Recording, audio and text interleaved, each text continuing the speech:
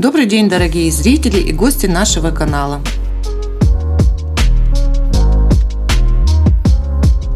В этом выпуске я познакомлю вас с еще одной очень интересной техникой по декорированию тортов.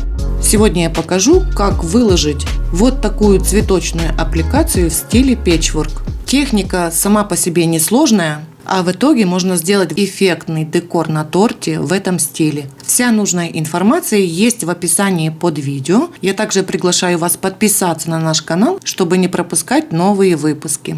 Сегодня мы будем работать с тортом, который покрыт зеркальной глазурью. Рецепт зеркальной глазури есть в описании под видео. Некоторые нюансы хочу сразу объяснить. Это достаточно высокий торт, поэтому мы его собираем из двух частей. Между двумя частями лежит подложка. На первом ярусе стоят дюбеля, которые поддерживают второй ярус. По центру у нас стоит центральная ось, которая соединяет два яруса, а также закреплена вот к этому подносу. Торт стоит на пенопластовом подносе, чтобы зафиксировать его центральной осью. Высота подноса 4 сантиметра. Вы можете взять для такой работы любую мастику, домашнюю, покупную. Главное, чтобы она была вкусная и стабильна на таком покрытии. Для сравнения посмотрите, какая тональность у нас на торте. На торте у нас темный бордовый цвет, а шоколадная мастика окрашена на 2 тона светлее, тоже бордовый цвет. Для аппликации я использовала шоколадную мастику. Это мой авторский рецепт. Вся нужная информация есть в описании под видео. Если вы декорируете покрытие зеркальной глазурью, желательно это делать с первого раза. Зеркальная глазурь к прикосновениям очень капризная, поэтому этот момент нужно учесть. И перед тем, как декорировать покрытие зеркальной глазурью, лучше потренироваться на столе. Выложите пионы на подносе, на столе, поставьте перед собой, и по этому примеру уже можно его выкладывать на покрытие зеркальной глазури. Берем небольшое количество мастики. У меня шоколадная мастика, окрашенная в бордовый цвет. Разминаем до пластичности. Важный момент. Если вы будете работать с шоколадной мастикой, либо пластичным шоколадом, обязательно придерживайтесь температурного режима. С этим материалом нужно работать в прохладном помещении. От 18 до 21 градуса лучше всего. Чтобы рабочая доска не скользила, я поставлю сюда силиконовую салфетку. Раскатываем мастику в тонкий пласт 1-2 мм. Обязательно в конце раскатки отрезок нужно оторвать от рабочей доски. Беру вырубку лепесток номер 2А и вырезаем 2 лепестка. Все размеры будут указаны в описании под видео. Берем следующую вырубку номер 2, вырезаем 3 лепестка. Обратите внимание, я работаю без крахмала. Перекладываем все лепестки на мягкий мат. И теперь вот с помощью стека утончаем края лепестков. Обратите внимание, что после утончения лепестки становятся немного больше.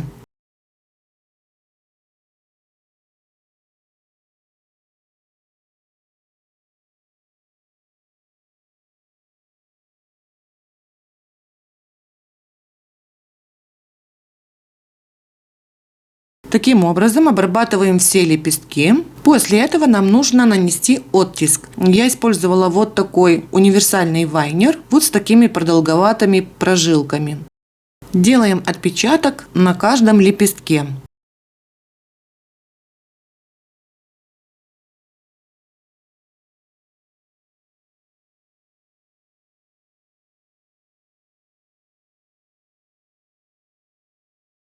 В данном декоре у меня была такая задумка, чтобы как будто эта аппликация создана из лоскутков ткани с элементами вышивки. Пока не знаю, насколько хорошо мне получилась моя задумка, но вот такая идея была в этой аппликации.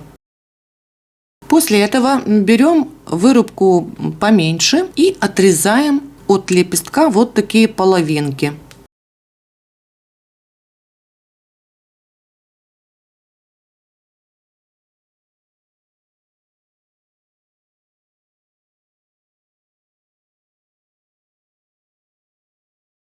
На начало у нас вот таких 5 лепестков. Начинаем выкладывать нашу аппликацию. Сейчас мы будем создавать половинку пиона здесь у основания торта. Начинаем с 2 больших лепестков. Крепим лепестки вот таким образом. Еще один важный момент. Если вы крепите лепесток на покрытие, то ничем смазывать не нужно. Зеркальная глазурь остается еще какое-то время немножко липкой, поэтому к ней спокойно клеются лепестки. Но если вы клеите лепестки к лепесткам, тогда нужно смазывать кондитерским клеем. Смазываем кондитерским клеем и крепим еще 3 лепестка.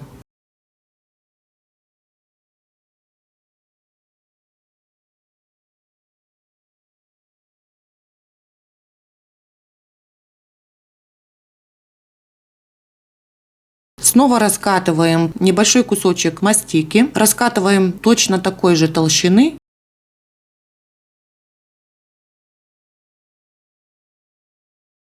Берем вырубку номер 1А, вырезаем лепестки, сколько у нас получится.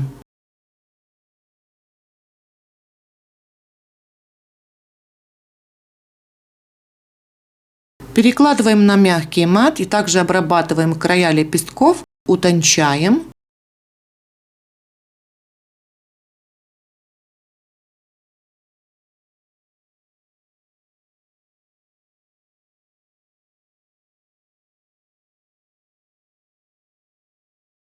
Вайнером наносим на каждом лепестке оттиск. Также обратите внимание, как я наношу оттиск. Я использую только край вайнера. А после этого перекладываем обратно на рабочую доску и отрезаем половинки.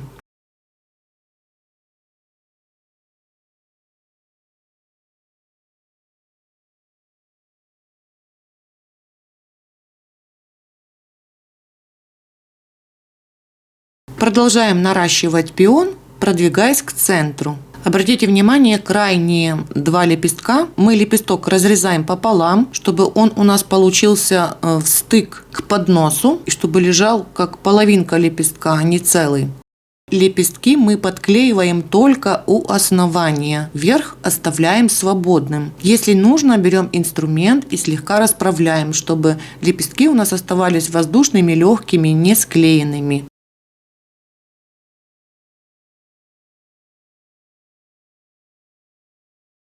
Такую же половинку лепестка подклеиваем и с другой стороны. Вот сюда между лепестками.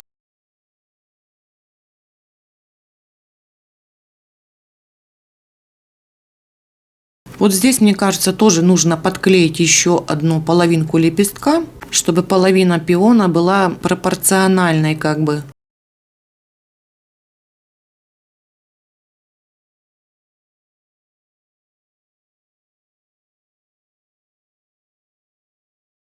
Если надо что-то подправить, используйте инструменты стеки. Во-первых, они холодные, во-вторых, ими удобнее работать.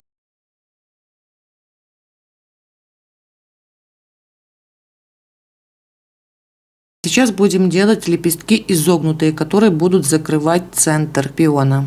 Раскатываем пласт мастики немножко толще, на 1 мм толще, чем в предыдущий раз мы раскатывали. Берем вырубку, вот такой продолговатый лепесток, размеры в описании под видео есть, и вырезаем лепестки, сколько получится.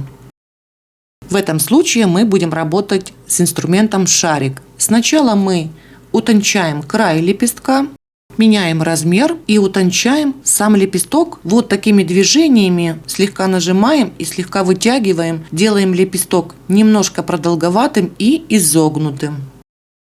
Таким способом обрабатываем все лепестки.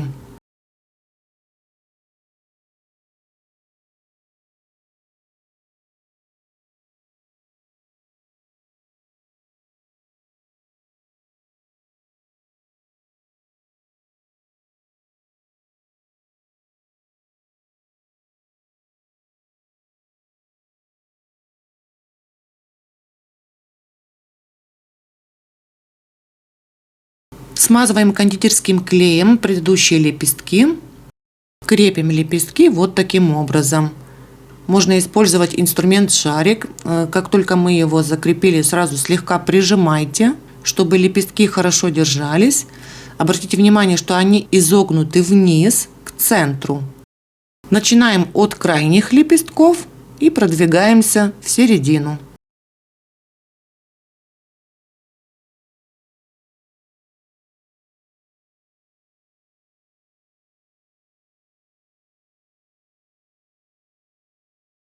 Расправляем лепестки и переходим к следующему этапу.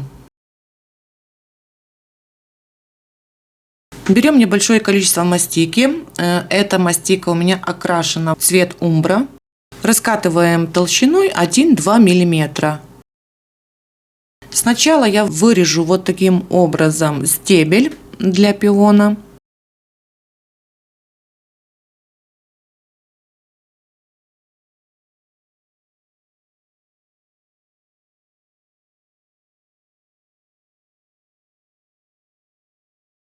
И вот такой вырубкой лист, к сожалению, названия у меня нету, что это за лист, по-моему, это какой-то универсальный. Вырежу несколько листков.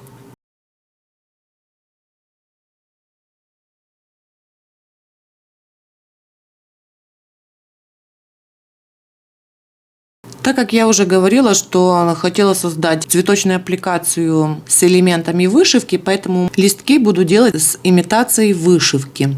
Что мы делаем? В данном случае вот с помощью этого инструмента, это у меня нож обычный, создадим видимость, как будто это стежки ниток. Я искала подходящий вайнер, чтобы сделать отпечаток вышивки гладью, но, к сожалению, не нашла. Поэтому вот выхожу из положения с помощью ножа. Я пытаюсь сымитировать листок, как будто он вышит гладью, то есть стежки ниток. Но это еще не все. После этого вот эти листки я разрезаю пополам. Мы наш процесс немного усложним и сделаем наши листки более интересными и более похожими на листки вышитыми нитками.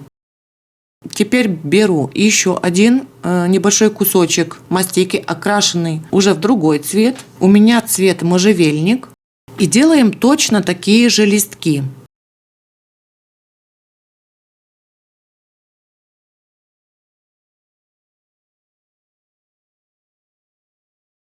Наносим такой же оттиск и разрезаем пополам.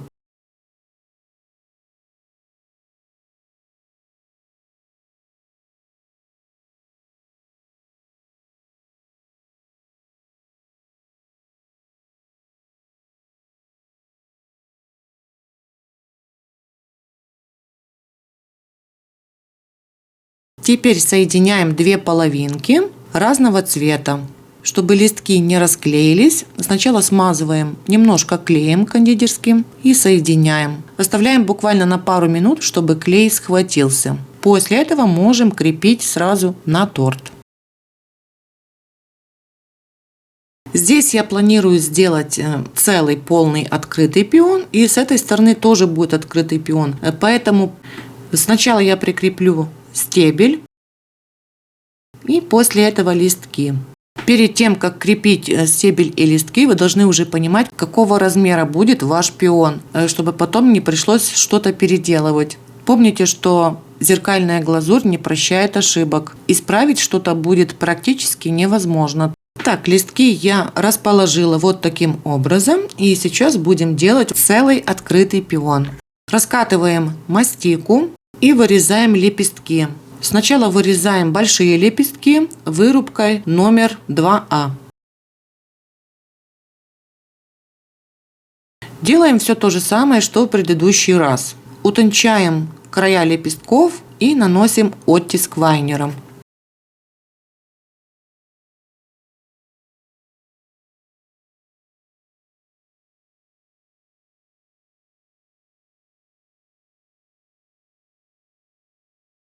Обрезаем половинки. Обратите внимание, что при обрезании лепестки у меня не одинаковые. Некоторые шире, некоторые уже. И сейчас будем лепестками собирать пион. Но на данном этапе первая моя ошибка. Как только я собралась собирать пион, я поняла, что вот этот листок, он здесь будет лишним. Мы его полностью закроем лепестками пиона, поэтому я его убираю. Обратите внимание, каким образом очень аккуратно кондитерским пинцетом. Желательно не допускать ошибок, но я его убираю, потому что это место я накрою лепестками. Но если вы сделали ошибку, но это место вы не сможете перекрыть чем-то другим, то лучше оставьте как есть, потому что обратите внимание, после того, как я снимаю вот этот листок, зеркальная глазурь уже не будет в прежнем состоянии, она уже имеет дефекты.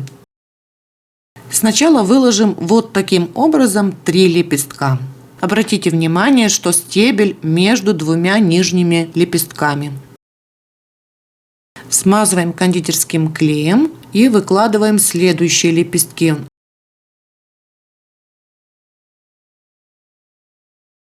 Следующие 2 лепестка крепим немножко ниже, буквально там 1-2 мм, чем предыдущий ряд.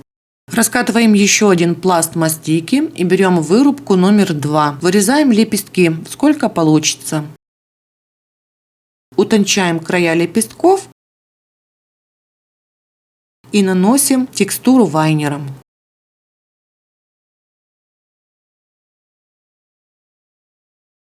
Отрезаем половинки лепестков вырубкой. Обратите внимание, что есть лепестки, которые отрезаны половина лепестка, а есть остался только краешек, и у меня еще тут даже один целый лепесток. Это все потому, что мы сейчас будем формировать пион, собирать, и нам пригодятся разные лепестки. Сначала подклеим снизу 3 лепестка, накроем самые нижние лепестки. Снизу у нас не будет много лепестков, мы будем формировать сердцевину больше сверху.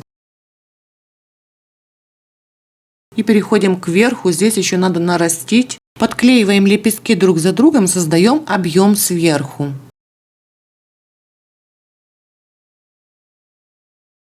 Вот еще одна моя ошибка. Вот я взяла лепесток и просто его подклеила сверху. Видите, он здесь совсем не смотрится, поэтому я его снимаю. Здесь нужно часть лепестка подклеить между предыдущими, сделать загиб между предыдущими лепестками. И теперь берем самую маленькую вырубку, номер 1А, и вырезаем тоже лепестков, сколько получится. Также утончаем края лепестков стеком. Наносим оттиск вайнером. Обратите внимание, что несколько вот таких лепестков нам надо немного изогнуть. Вот таким образом мы будем крепить эти лепестки к пиону. Крепим только основание, загибаем. Вот таким образом, обратите внимание, загибаем, загиб вверх идет. Клеим несколько таких лепестков.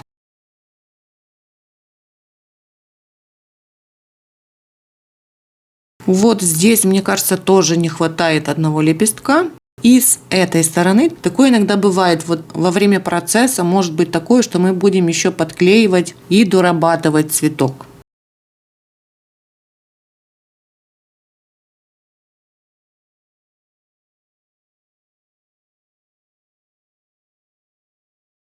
И теперь делаем вот такие самые маленькие изогнутые лепестки, как в прошлый раз, для сердцевины.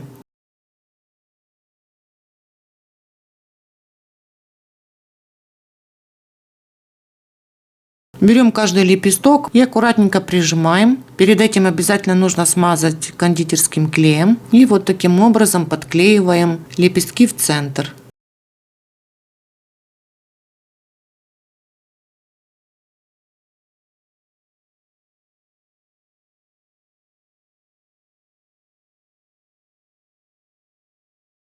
В этот раз мы центр не будем закрывать, мы сделаем тычинки, так что небольшое пространство я оставляю.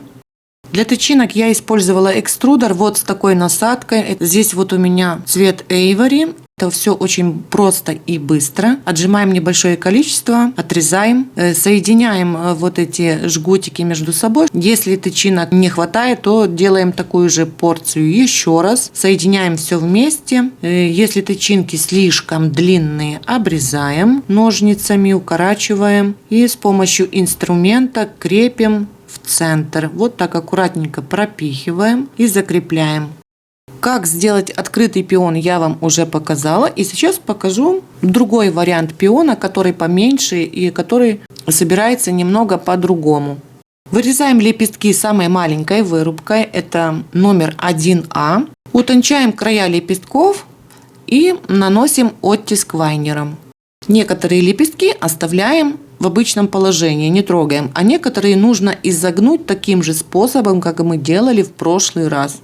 Также нам нужны еще вот такие маленькие лепестки. Здесь у меня уже прикрепленный стебель. И собираем пион немного по-другому. Сначала крепим один лепесток побольше. И здесь рядышком подклеиваем два маленьких изогнутых лепестка.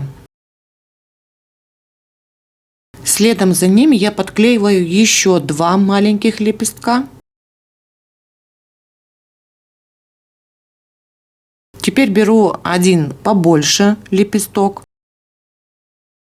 А сюда, я думаю, нужно еще один маленький лепесток, чтобы закрылся круг. И сейчас несколько больших лепестков.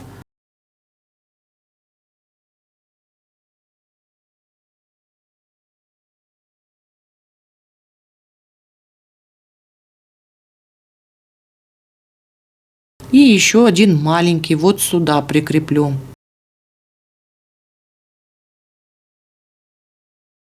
Ставим сюда тычинки. Я не знала, какой размер понадобится, поэтому сразу как пример могу показать, что тычинки можно обрезать прямо на торте. Ну вот как бы вроде что-то нарисовывается неплохое. И здесь, мне кажется, нужен еще вот один лепесток побольше. Вот здесь его прикреплю. Кажется, так будет хорошо смотреться. Вот еще и такой пиончик. Обратите внимание, что они наклонены друг к другу. Я решила сделать свою композицию из 5 пионов. Вот они все получились разные. Одна половина, 3 целых и один маленький пион. Обратите внимание, что здесь я использую разные листки, но они имеют один и тот же оттиск, имитируя стежки ниток. Но у нас два цвета и лепестки разные по форме. В конце решила добавить еще мелких цветков, чтобы соблюдать цветовую гамму. Я вот эти маленькие цветочки сделала из цвета Эйвори. Ну и наконец-то мой торт был завершен. На этот декор я потратила 4,5 часа. Высота торта 24 сантиметра, диаметр торта 14 сантиметров. Ну что ж, надеюсь, что вам эта идея тоже понравится. Жду ваших комментариев. Очень интересно услышать ваше мнение. Не забывайте, что вся нужная информация есть также в описании под видео. Всем говорю до свидания и до новых встреч.